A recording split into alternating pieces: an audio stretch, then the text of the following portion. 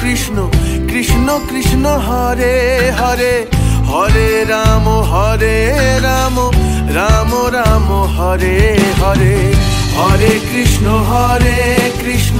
কৃষ্ণ কৃষ্ণ হরে হরে, হরে রাম রাম রাম হরে হরে।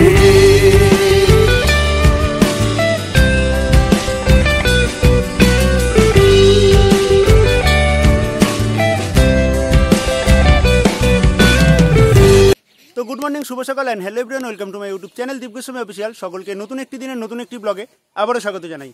তো এখন কিন্তু আমি দাঁড়িয়ে রয়েছি অগ্রদ্বীপ স্টেশনে এবং আজকের ভিডিওটা অগ্রদ্বীপ স্টেশন থেকেই শুরু করছি, কারণ অগ্রদ্বীপে কিন্তু চলছে বহু প্রাচীন অগ্রদ্বীপের গোপীনাথের মেলা। সেই গোপীনাথের মেলা এবং গোপীনাথের যে ইতিহাস রয়েছে, এখানে ভগবান কিন্তু ভক্তের সাধ্য করেছিল, সেই যে ঘটনাটা, সেই ঘটনা তোমাদের সাথে শেয়ার করব এবং অগ্রদ্বীপ স্টেশন থেকে কীরকমভাবে তোমরা ঘাট পার হয়ে গোপীনাথের মন্দিরে যাবে, সমস্ত তথ্য কিন্তু আজকের এই ভিডিওতে দেখাবো। তো স্কিপ না করে আজকে সম্পূর্ণ ভিডিওটা দেখতে থাকো এবং ভালো লাগলে অবশ্যই লাইক করে সকলের মধ্যে শেয়ার করে দিও। তো চলো আর কথা না বাড়িয়ে আজকের এই সুন্দর ভিডিওটি শুরু করা যাক।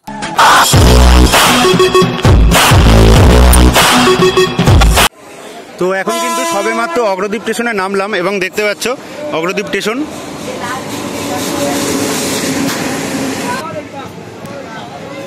অগ্রদ্বীপ স্টেশনের বাইরের অংশে কিন্তু দেখতে পাচ্ছ অনেক টোটো অটো রয়েছে এবং বিভিন্ন টোটো অটো কিন্তু তাদের নিজেদের মতো টাকা পয়সা নিচ্ছে। কোনো টোটো কিন্তু নিচ্ছে 50 টাকা এবং কোনো অটো কিন্তু 30 টাকা 60 টাকা, যে যেরকম পাচ্ছে সেরকম কিন্তু নিচ্ছে। তো বন্ধুরা, আজকে আমি এসেছি, আজকে কিন্তু টোটো এবং অটো যাচ্ছে না, পুলিশ আটকিয়ে দিচ্ছে, সেই জন্য আমাকে কিন্তু পায়ে হেঁটেই যেতে হবে, যেহেতু ঘাটের রাস্তা আমি চিনি। তো এই গরমে তোমরা কিন্তু চাইলে অবশ্যই টোটো অটো করে চেষ্টা করবা ঘাটের উদ্দেশ্যে যাওয়া। তো চলো সরাসরি ঘাটের দিকে যাওয়া যাক। যেহেতু বন্ধুরা টোটো পাইনি, অনেকটা রাস্তা কিন্তু আমাকে হেঁটে আসতে হচ্ছে এবং প্রায় মাঝ রাস্তা চলে এসেছি। আশেপাশের ভিউটা দেখতে পাচ্ছ খুবই সুন্দর এবং আশেপাশের যে ভিউটা, এখনও কিন্তু আমাকে অনেকটা যেতে হবে সোজা রাস্তায়, তারপরে কিন্তু যে ঘাট, সে ঘাট পার হয়ে অগ্রদ্বীপের মন্দিরে যাব। তার আগেই তোমরা এখানে দেখতে পাচ্ছ অগ্রদ্বীপের মেলার গোপীনাথের ছবি দিয়ে কিন্তু একটা ব্যানার করা হয়েছে এখানে গেট।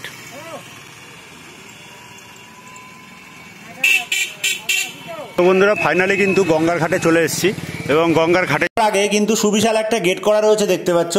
এই গেটের পার করেই কিন্তু গঙ্গার ঘাটের উদ্দেশ্যে যেতে হবে এবং আশেপাশে ভিড় রয়েছে।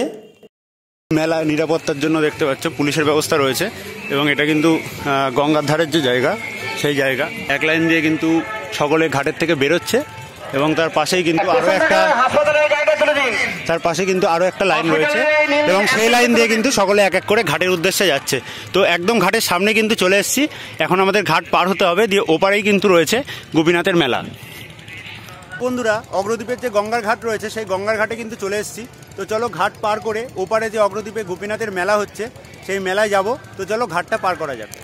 তো যেহেতু অগ্রদ্বীপের গঙ্গার ঘাটে এখানে কিন্তু মা গঙ্গা রয়েছে এবং আজকে কিন্তু অনেকে পুণ্য স্নান করে, এখানে দূর দূরান্ত থেকে অনেকে কিন্তু এই গঙ্গার ধারে স্নান করছে এবং স্নান করে তারপরে তারা কিন্তু ঘাট পার হয়ে অগ্রদ্বীপের মেলায় যাচ্ছে।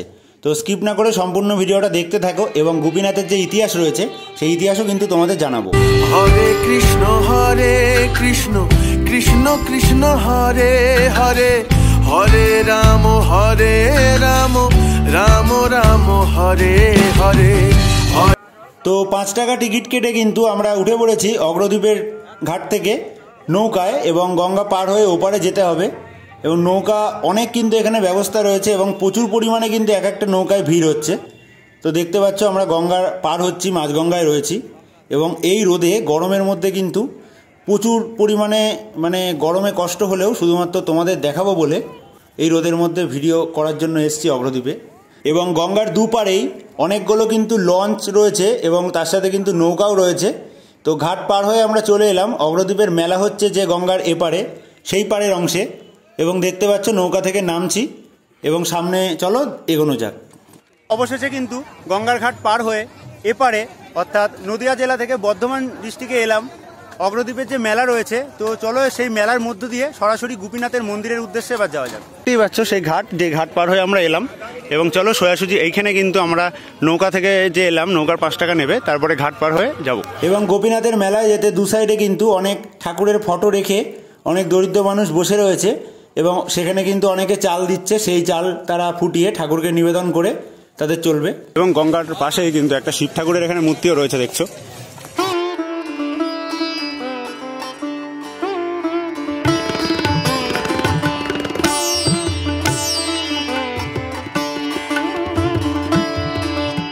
মেলায় প্রবেশ করার যে মূল গেট, সেই গেট কিন্তু দেখতে পাচ্ছ সামনে এখানে রয়েছে। চলো এই গেট দিয়ে ভেতরে প্রবেশ করে তোমাদের অগ্রদ্বীপের যে গোপীনাথ রয়েছে সেই গোপীনাথ দর্শন করাবো।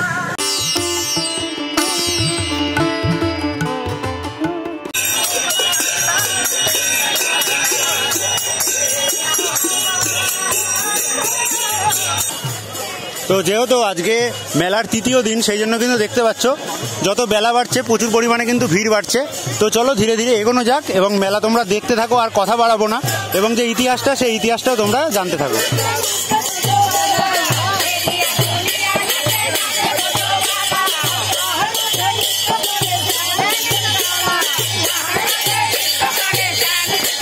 তো অগ্রদ্বীপের গোপীনাথে কিছু ফটো বিক্রি হচ্ছে, চাইলে কিন্তু তোমরা এসে কিনতে পারো, দেখতে পাচ্ছ।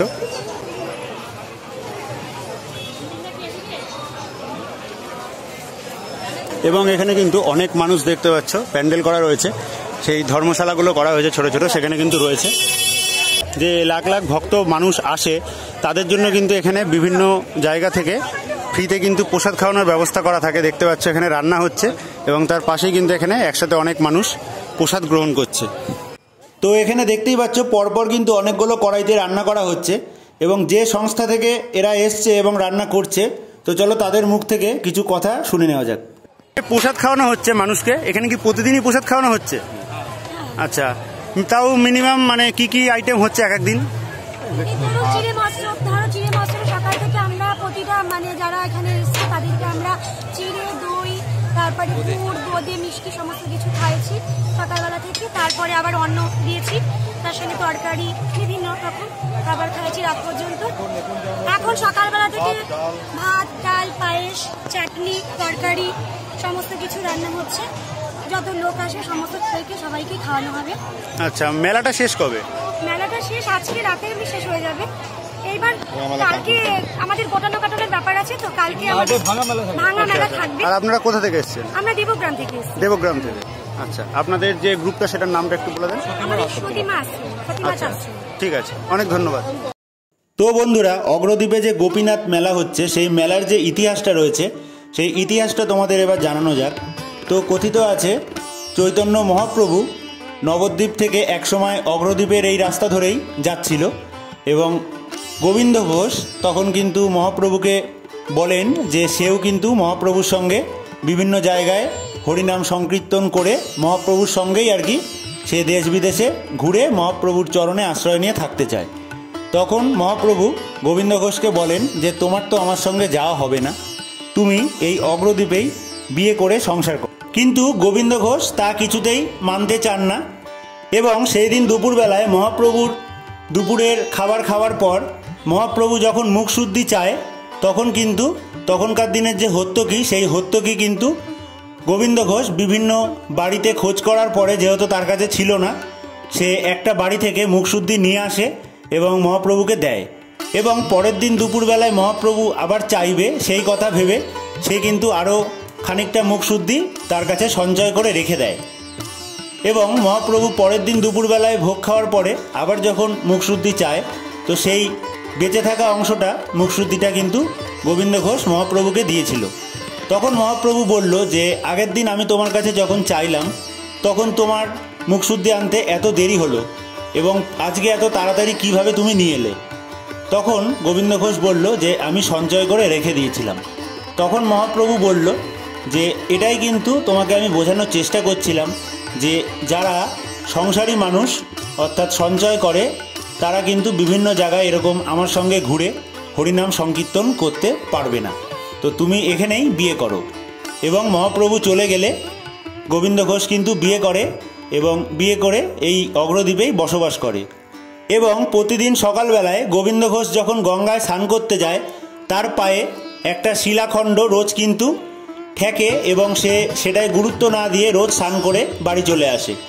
তারপরে ভগবান মহাপ্রভু তাকে স্বপ্ন দেয় যে গোবিন্দ ঘোষ, ওই শিলাটা তুমি নিয়ে আসো এবং গোপীনাথ রূপে পুজো করো। সেই কথা মতো গোবিন্দ ঘোষ সেই শিলাকে নিয়ে এসে গোপীনাথের রূপ তাতে তৈরি করে এবং গোপীনাথের পুজো করে এবং পরবর্তী সময় তার পুত্র সন্তান হয় এবং পুত্র সন্তান হওয়ার কিছুদিন পরেই গোবিন্দ ঘোষের কিন্তু স্ত্রী মারা যায়। গোবিন্দ ঘোষ প্রচুর ভেঙে পড়ে এবং গোবিন্দ ঘোষ তার ছেলের নামও কিন্তু রেখেছিল গোপীনাথ। তো গোপীনাথকে একদিন বলে যে আমি কিছু কাজে বাইরে যাচ্ছি এবং আজকে কিন্তু তুমি আমার প্রভু গোপীনাথের মূর্তিতে তুমি কিন্তু ভোগ নিবেদন করো।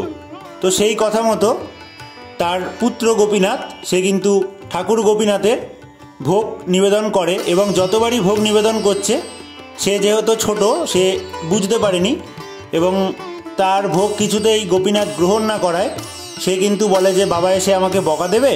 তাহলে সে একটা লাঠি নিয়ে গোপীনাথকে বলে যে গোপীনাথ তুমি প্রসাদটা গ্রহণ করো।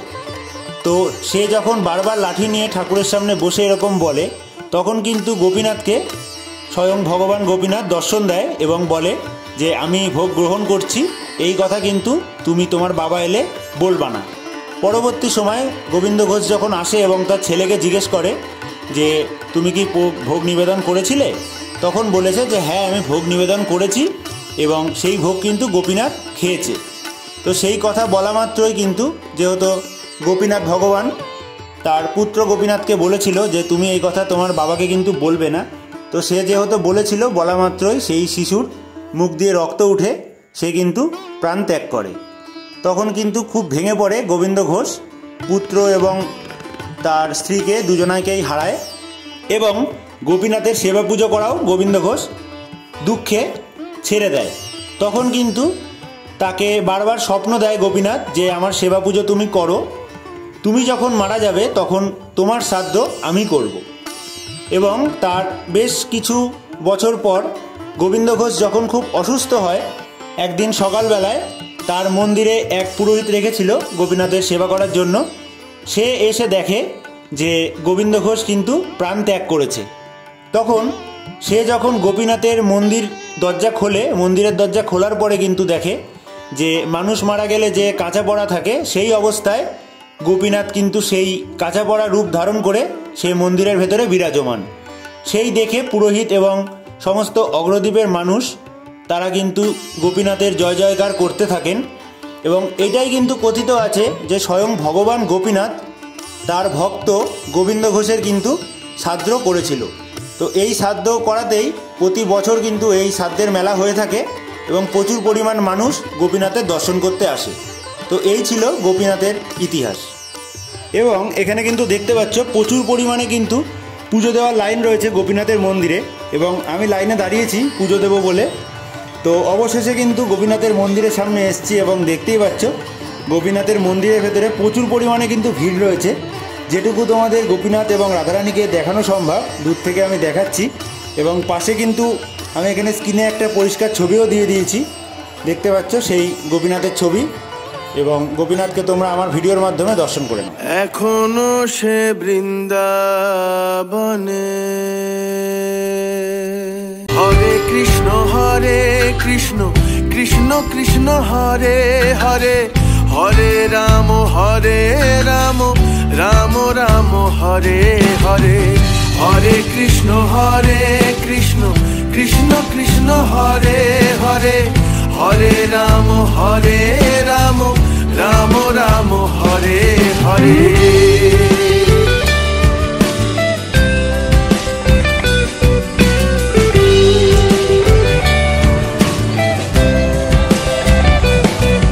আচ্ছা, তোমাদের ওই পাশে যেরকম দেখালাম গোপীনাথের মন্দির, সেরকম এই পাশে দেখাচ্ছি গোবিন্দ ঘোষের সমাধি মন্দির।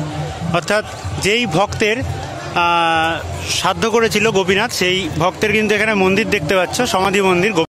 তো চলো একদম সামনে গিয়ে তোমাদের ভালো করে দেখাই।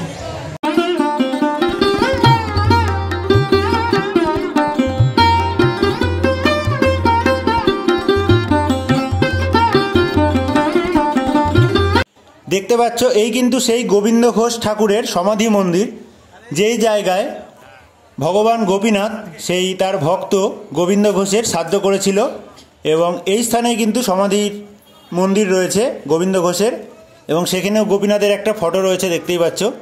এবং এখানে কিন্তু আজকে যেহেতু খই মুরগি দেওয়া হয় পুজো, সেই জন্য খৈমুরকি ভক্তদের দেওয়া হচ্ছে। তো কীরকম লাগলো গোপীনাথের এই ভিডিও এবং ইতিহাস অবশ্যই কিন্তু কমেন্ট করে জানিও। ভালো লাগলে লাইক করে দিও, সকলের মধ্যে শেয়ার করে দিও, সকলকে দেখার সুযোগ করে দিও। পাশেই কিন্তু দেখতে পাচ্ছ এখানে কীর্তনও হচ্ছে গোপীনাথের মেলায়। মন্ত্রী কি করলেন?